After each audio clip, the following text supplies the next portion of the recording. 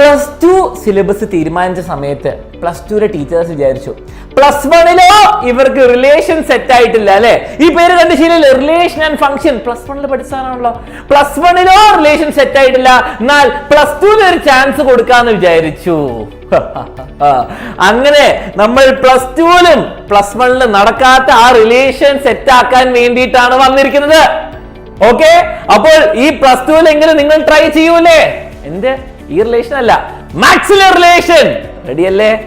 Okay, ready. അപ്പോൾ ആദ്യം തന്നെ നമുക്ക് ഡിപ്രഷൻ എടുത്തൊക്കെ തുടങ്ങാം. ഓക്കെ ഓക്കെ ഓക്കെ അപ്പൊ ചിലർ ചാനൽ ഞാൻ സിഗ്മയാണ് സാർ, എനിക്ക് ഇതിലേലും ഇത് വേണ്ടായിരുന്നു, ഞാൻ ഭയങ്കര സിഗ്മയാണ്, സോ മച്ച് സോ ദാറ്റ് ഞാൻ ഈ ചാപ്റ്ററിലെ ക്വസ്റ്റ്യൻ എഴുതൂല, റിലേഷൻ ആൻഡ് ഫംഗ്ഷനിലെ ക്വസ്റ്റ്യൻ എഴുതൂല, അത്ര സിഗ്മ അല്ലേ.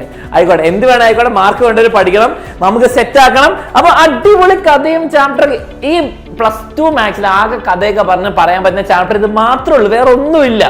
അപ്പൊ ഇതെങ്കിലും എൻജോയ് ചെയ്യും, പിന്നെ എൻജോയ് ചെയ്തില്ല എന്ന് പറയരുത്. ഓക്കെ, അപ്പൊ നിങ്ങൾക്ക് നിങ്ങളുടെ സിലബസ് ഉണ്ടാക്കുന്നവർ വിചാരിച്ചു +1 ഒക്കെ അല്ലേ, വലിയ സിലബസ് പറ്റിയിട്ടുണ്ടായിരുന്നു, എന്നാൽ +2 അല്ലെങ്കിൽ ഒരു ചാൻസ് കൊടുക്കാം, അതിനാണ് ട്രൈ ചെയ്യാൻ. നമ്മൾ റിലേഷൻ ആൻഡ് ഫംഗ്ഷൻ പഠിക്കുന്നു, എന്നാൽ നമ്മൾ ഈ പ്രാവശ്യം പഠിക്കുന്ന റിലേഷൻ ആൻഡ് ഫംഗ്ഷൻ +1 പോലെ അല്ല, കുറച്ച് ഡിഫറെന്റ് ആണ്. കുറെ ഡിഫറെന്റ് അല്ല, കുറച്ച് ഡിഫറെന്റ് ആണ്. ഓക്കെ, സ്റ്റാർട്ട് ചെയ്താലോ? Okay, ready. അപ്പൊ സിഗ്മ പിള്ളേരും സിഗ്മ അല്ലാത്ത പിള്ളേരും ആൽഫ ബീറ്റ ഗാമ എന്ത് വേണമായിക്കോട്ടെ എല്ലാവരും കേട്ടിരുന്നോളൂ.